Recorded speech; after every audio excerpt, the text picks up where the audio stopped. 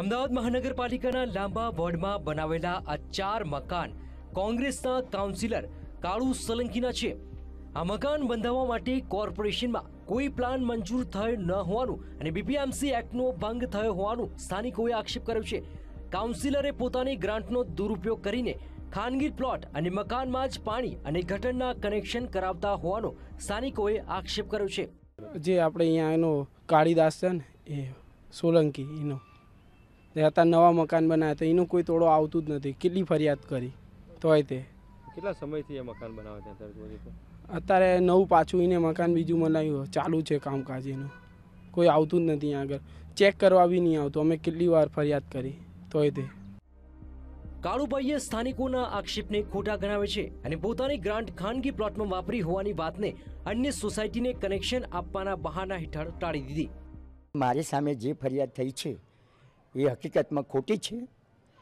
મેં જે મારી પોતાની ગ્રાન્ટ છે એ મારા ખાનગી પ્લોટમાં વાપરી નથી, પ્રજાના કામમાં પ્રજાના હિતમાં વાપરી છે। એ ગ્રાન્ટ મેં ક્યાંથી વાપરી છે? સાહવારી ગામના પાકા રોડેથી ચાઉંડાનગરમાં પાણી, ગટર અને સ્ટ્રીટ લાઇટ એ મેં વાપરી છે।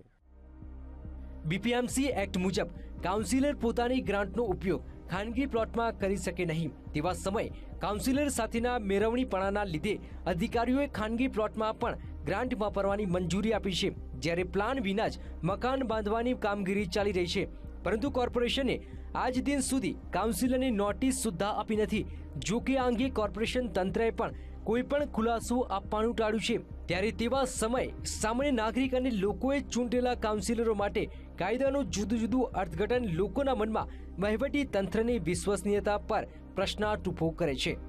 કેમેરામેન યુવરાજ લીલા સાથે ચંદ્રકાંત કનોજા, VTV, અમદાવાદ।